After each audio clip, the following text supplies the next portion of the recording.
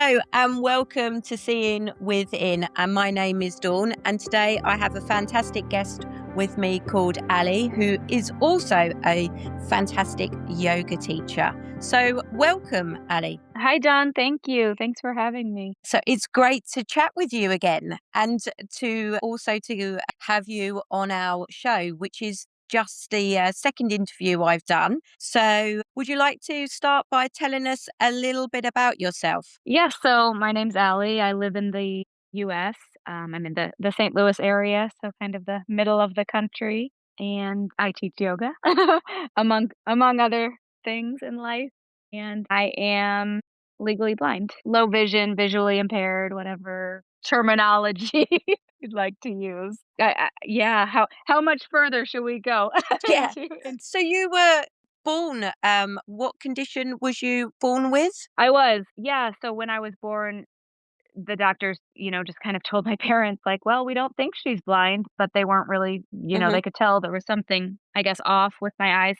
And so I got into a children's doctor pretty quickly because my aunt happened to work for one. And most of my life, honestly, they didn't have a specific diagnosis for me. They could tell that I had nystagmus, where my eyes would shake a little bit, and that I wouldn't be able to see distance very well. So my acuity was off. Also, astigmatism. But yeah, growing up, I saw eye doctors, was never really referred to any specialists or anything. It was just kind of like, well, she can't see very far.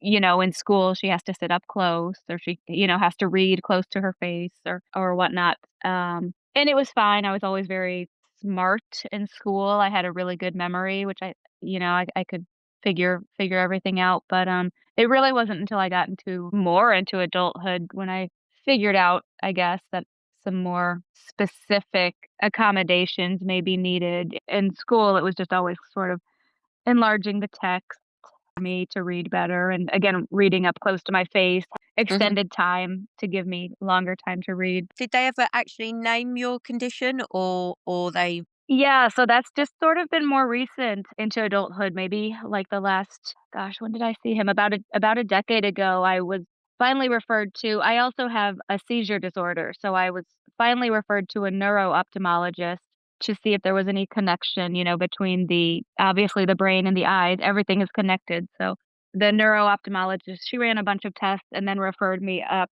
to a retina specialist.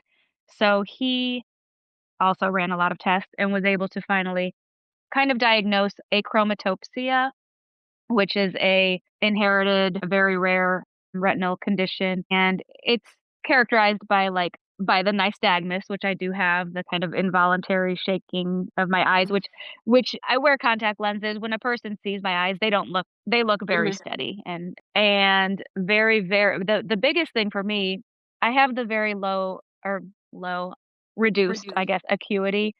20/20 is kind of normal, I guess. Mine is 2400, my acuity of what I can see distance-wise. Hmm. And then but the biggest for me, bigger than that is my severe light sensitivity. Even when it's a cloudy day, I've got sunglasses on. Me too. Yeah, so The crazy lady in the rain with the sunglasses on still.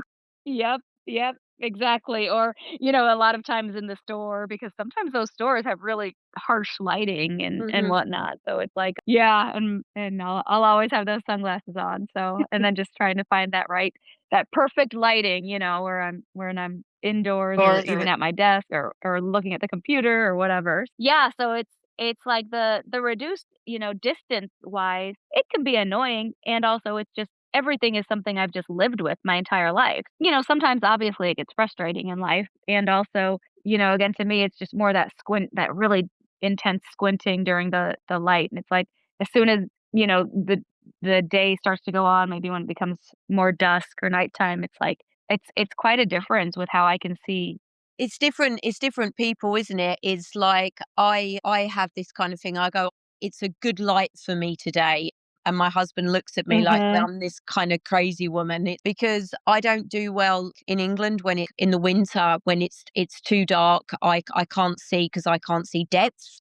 in the sun, it's better for me because I can put like a hat on and glasses and I can kind of get around. I know it's kind of like trying to find that really, really good light, be able to have that independence and be able to get around. So how did you kind of like get into yoga? What was your journey from being a practitioner to becoming a teacher? So I actually got into practicing at first because I have always been very active, physically active. And at the time I was, or not at the time, even currently still, I was working out a lot, lifting a lot of heavy weights.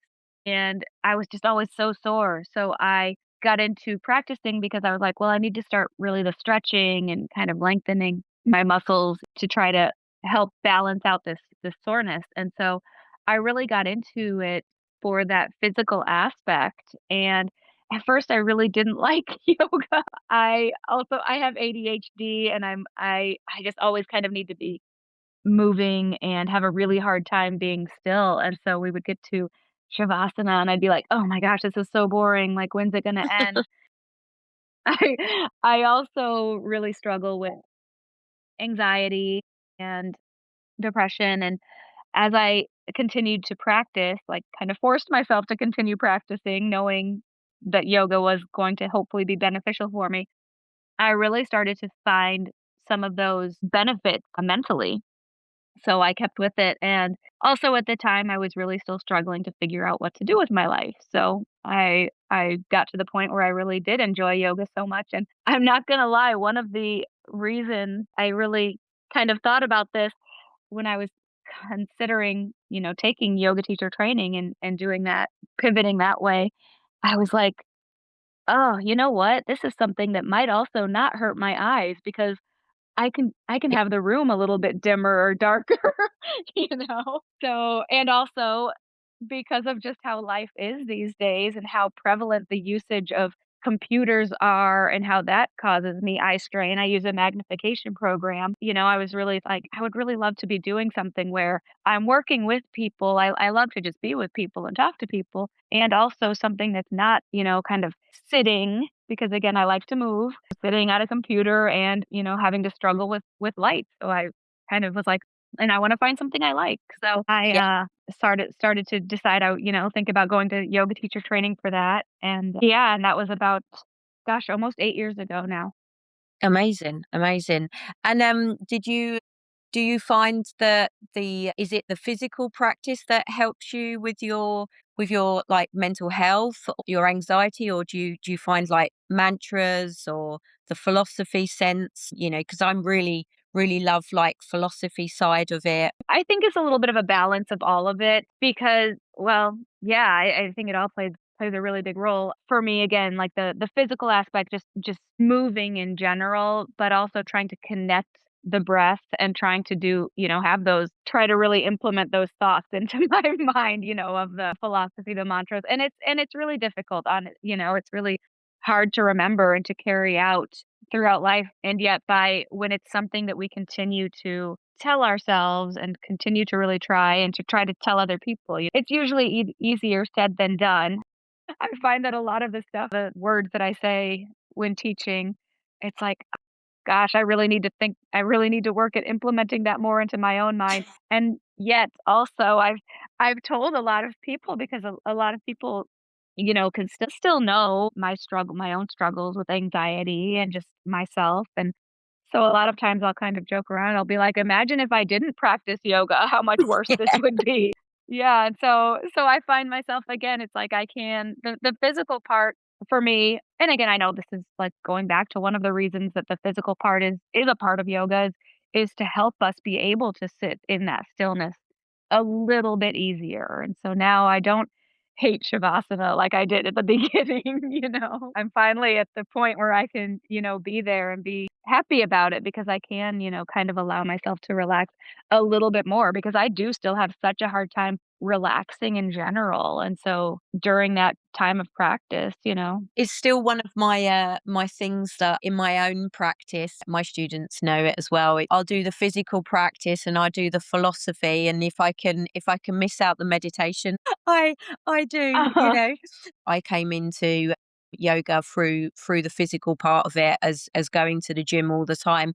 And it's quite surprising how many people do come through the physical aspect and then find the philosophy and the meditation and the rest of the 8 parts of yoga. So many people are, especially who are visually impaired, are really anxious of, coming through that yoga studio, and how I really believe that it can help so many of us in this community. This is my practice, and I'm just like sharing it with other people what I'm working on. Yeah, absolutely. And I think for blind and sighted, for everyone, like you said, like it's a yoga's a practice that benefits everyone and also one that so many people are intimidated to start trying because I find a lot of people feel like it is more of a physical practice, and if they don't have a certain body type or ability, they don't feel as if they can do it, and so it's very intimidating. And so I really try to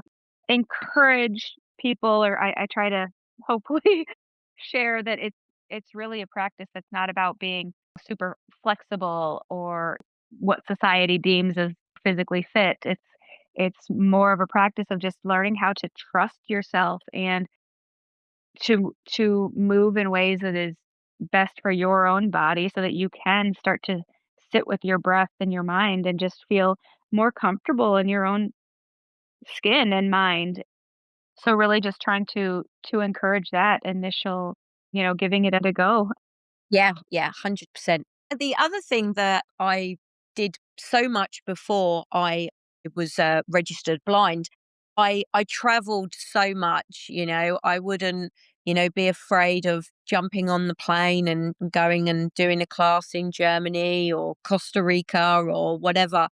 And I'm really working on mantra and meditation about embracing traveling again. And you seem to be traveling so much. So do you have any tips about sort of traveling when you're visually impaired? So, yeah, I love to travel. And again, with my anxiety, that was a big piece that took me a while to start doing. Been visually impaired my entire life, and so it was nothing I had to change in terms of the vision aspect. However, before when I was younger, I was always traveling with friends our family, and I finally it's like I wanted to start traveling more and more, and yet it was hard to just kind of I felt like I was always waiting for people, kind of going on their schedule, like when so and so could go, like that's when I had to go so that I could go with them or whatever. And a big part of it was that anxiety, like I just didn't really believe that I could do it on my own with being Mhm. visually impaired. Like that was what I was so scared of. And so finally I just decided to take the plunge. I took a couple flights on my own but it was to meet some friends, and even that was very scary and intimidating for me. They were big flights. They were from the States to Nepal. So, just doing those long flights and at the airport were very scary, but I did it, and I was meeting friends, and so it was actually when I decided to do my yoga teacher training, which I did in India, that was really the first big one that I did on my own without going somewhere to know people. And so, yeah, a lot of it was just lear learning to trust myself and to trust that it would be okay, and to remember that mostly, like, I knew I was gonna find friendly people that were going to be willing to help me, and so I just kind of kept at it, and it's like, at first, I would go with some tour groups because I felt safer-ish doing that, and then eventually I started going more on my own. Mhm. I do a lot of planning beforehand, I do ensure that I know where I'm going to be staying and how I'm going to get from the airport to wherever, but there's been a lot of places now that I've gone just kind of on my own, not knowing anyone and, just doing it, and, it's really quite empowering and freeing because now I don't feel like I have to wait for anyone. It's like if I want to plan a trip somewhere, I do it, and I feel like one of the benefits with COVID was the ability to more, opportunities to work remotely. And so when I have in the past few years been traveling, I will often do so for longer stretches of time because I can teach a yoga class still remotely, kind of changing the time zone changes a little bit, but I also do some editing work, which is all remote. Do you ask for help through the airport, or do you use your guide cane or anything through the airport, or do you have like a badge with you?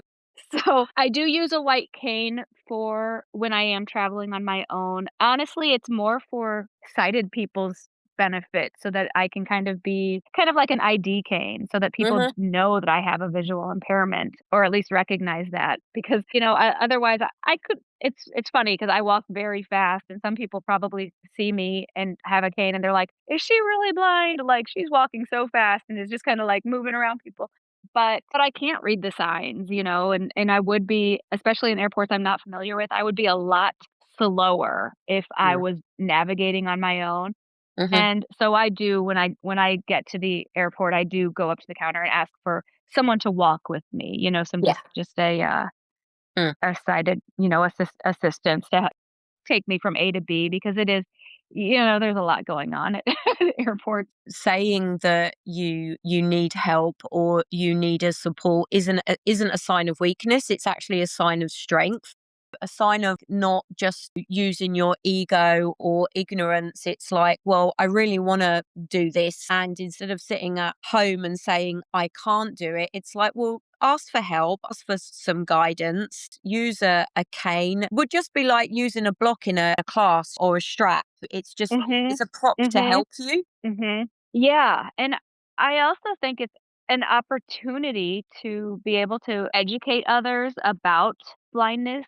Yeah, yeah, and it's not always a lot of people still think it's either completely sighted or completely blind, and there's, so many variables in between. And again, we all see differently, and so I find that it's an opportunity to really educate others about different visual impairments and also a form of advocacy and just a form of connection with people. Mm, I mean, overall, I think that, again, people are just really, overall really kind and helpful in the world. And I mm, think it's important for us to build community and connection with one another. And, there's been times that I have just going back to the airport because it's been a lot more than airports, but I have like made friends with a flight attendant or someone at the airport that then I'll, get there end up getting their information, contact information, and they'll give me recommendations about the place that they're from or that they live in. Or, I met a flight attendant on a flight in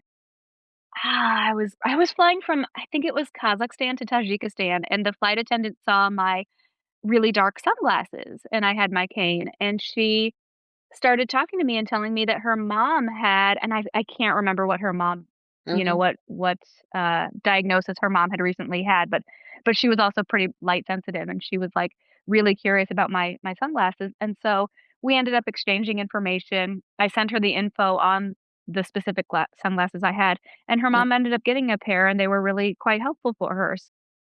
Um yeah, so I think any little forms of connection, we can always help one another, either by, just teaching each other something or, Yeah, just I don't and know.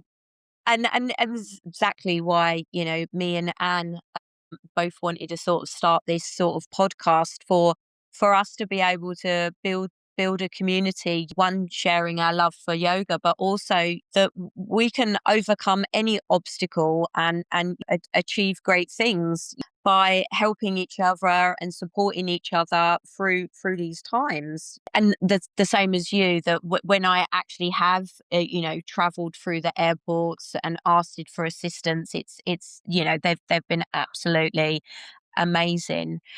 A question that I was wondering, do you use natural lighting at home, or do you use, like, behind me now I've got what they call like a daylight light, which is natural lighting.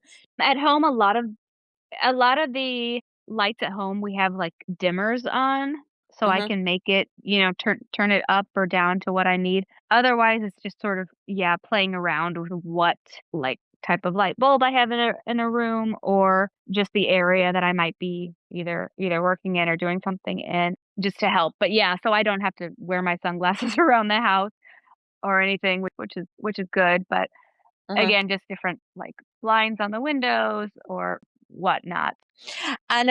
And another thing was that I was going to ask you is how people are quite, you know, visual people are quite fascinated where they sort of say, you know, like, oh my God, you don't look blind. You're really well turned out. You know, you've done your hair. And as you say, also building, you know, bridges over them barriers that we still like fashion and we like to look nice. And it's like, it just makes me laugh how the things that people come out with. And have you experienced much of that as well? Oh my gosh, yes, my entire life because yeah, when someone looks at me, that's and I've had that exact statement so many times, you know, "You don't look blind," or "You don't look like," and then people will see me reading something, and I've had, you know, up close to my face, and I've had so many times where people are like, "Have you did you forget your glasses today?" Or, you know, when I'm squinting or, you know, trying to look around, I've definitely had that a lot. Mm, And so it is still something it's something that I you know, going back to, like, what you were saying about, like, our ego and asking for help and everything. When I started carrying the white cane mm, when I would be on my own, that was something that I really have had to try to get over because it's like because I have lived very and I still very much live in the sighted world. And then, it's kind of like I feel like I'm in between the 2 worlds, and so, like I mm, said, if I'm outside, for example, like, before I would start using that cane and I wouldn't cross a street on my own because I would be too nervous that, like, I wouldn't be able to, you know, cross at the right time or whatever. Just, you know, for the cars, and even now, it's like when I have that cane, it's like I sometimes still get a little nervous because I do once I start crossing or something, I do walk quickly depending on mm. where I am. If I'm in an unfamiliar place, I might be a little more careful just with the terrain and everything, but, it's like sometimes I feel like, "Oh, do they think I'm a fraud?" Like, you know, Yes. or like if I use a cane or if I have that cane to and have assistance, you know, get to Mm, the correct gate at the airport or the train mm, station, and then I put that cane away right away, it's like and get up to, like, walk, you know, to the bathroom or something, it's like, "Oh, are they gonna think I'm faking it because I'm walking perfectly fine and, you know, can mm. find the bathroom?" Like, yeah, so it is a real it's a real thing that again, Yeah.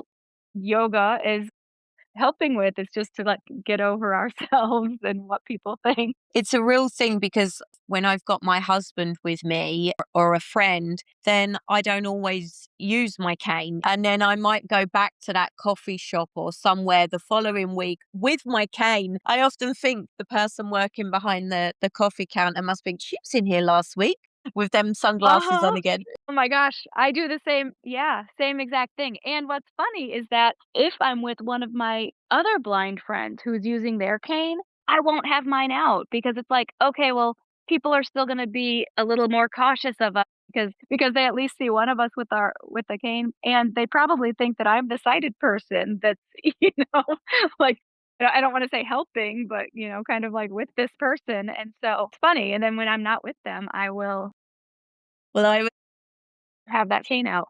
we're living in a sighted world with a visually impairment or severely visually impairment, and we're kind of navigating ourselves around, and as human beings these are the Mhm, things that we struggle with: ego, ignorance, a misunderstanding, attachment to pleasure, attachment to pain. They're all part of being a human being, and we have to kind of look at these canes as or guide sticks to something to aid us rather than something that's working against us. It's more to actually just help sighted people know that we can't see them, you know, because so many people nod their heads or wave, and I'm just standing there mhm. looking at them. And that happens even with people that have known me my entire life. Like, I'll be like, "Are you nodding your head at me? Are you saying no?" Like, and they'll be like, "Oh, sorry," you know? It's like and or someone will say hi to me, and I'll be like, "Who is that?" You know, even if it's someone I know,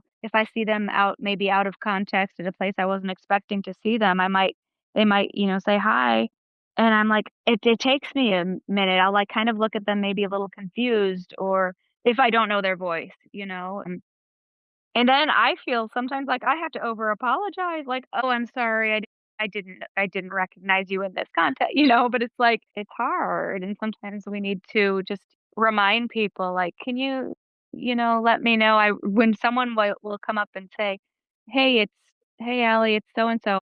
I'll say and I'll acknowledge. I'll say, thank you for letting me know," because it's hard for me to see someone from that far away or from, if I wasn't meaning to thinking I would see you here. Like, thank you for remembering that and saying your name so that I know who who it is.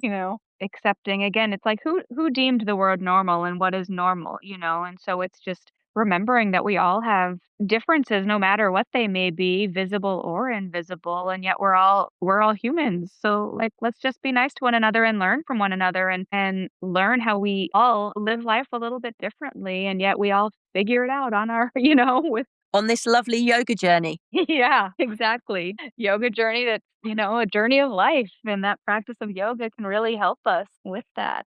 So I have a question. My dreams are starting to change how you would dream in color or things like that. Have you found that do you still dream in color or do you dream not in color? Well, again, because my vision has been what it is since I was born, I guess I've never noticed any type of change.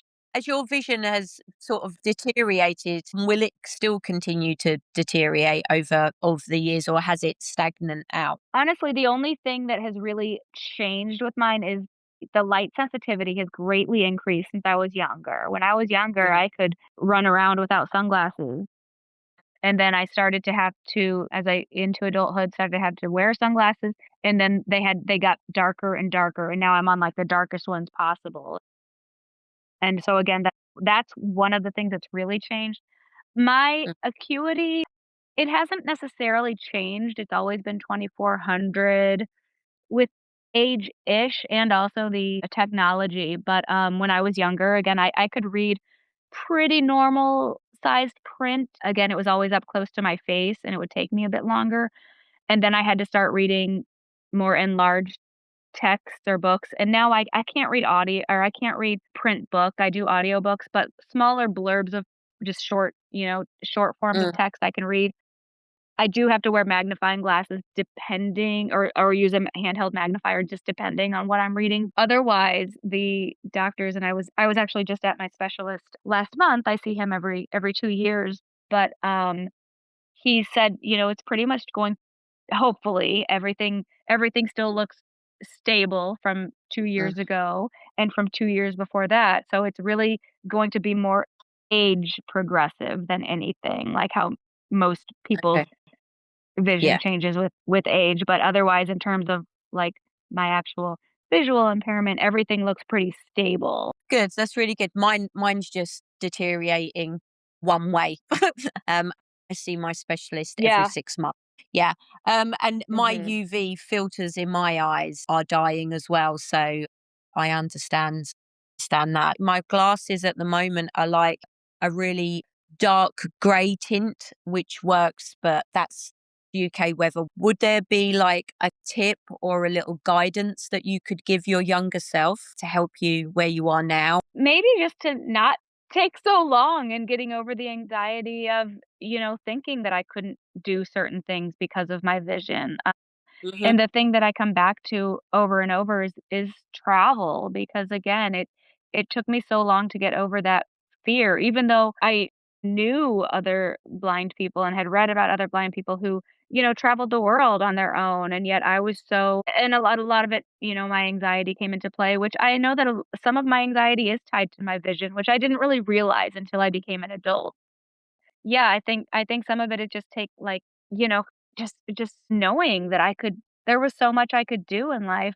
I just had to figure out my own way of doing so, and also I was quite shy as a kid, and I've found that that is I think a benefit of my vision is that it's sort of as I've become more quite independent as an adult and again traveling on my own and not even, independence just in general, not even with traveling, but like it's really forced me to start talking to people more, and now, I Mhm. mean, I'll just talk to anybody, and I'll start having, like, a half-hour conversation with someone anywhere, and it might not even be about needing any type of, like, assistance with my vision or anything. It's just it seems to have really, yeah, opened up that more extroverted side of me that I really didn't have as a kid, so it's like, wow, I probably could have been talking to so many more people, and I could have Yeah. traveled to so many more I could have, traveled to so many more places by now if I hadn't waited so long. No, Mhm, but I'm here now, and there's still in 20 years, there's probably things that if you asked me that question now, that I'd be like, mm, "Oh, I was when I was talking to you back on this date," like, so many things have changed now that I would tell myself, so yeah.